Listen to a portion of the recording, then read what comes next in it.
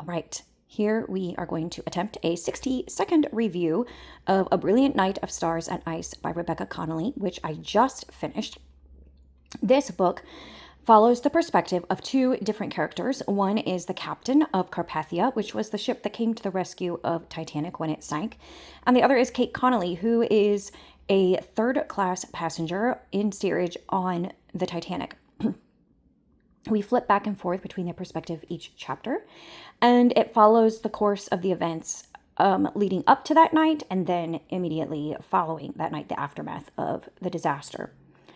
And in particular, I enjoyed Kate Connolly's story. I found that perspective to be very well written. I felt immersed in the story.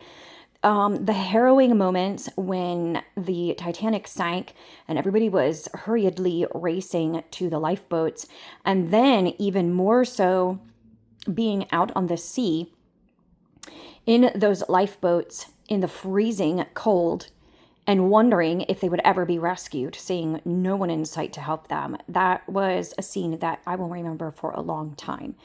The captain's perspective I was not as keen on. I do think it was an important story to be told, and I'm glad that the author chose to highlight his involvement. It reminded me of Mr. Rogers and how, he always said when there's a disaster, look for the helpers. That's what Rebecca Connolly is doing in this book. She's highlighting the helpers who came to the rescue of the Titanic. So I really appreciate her telling his story.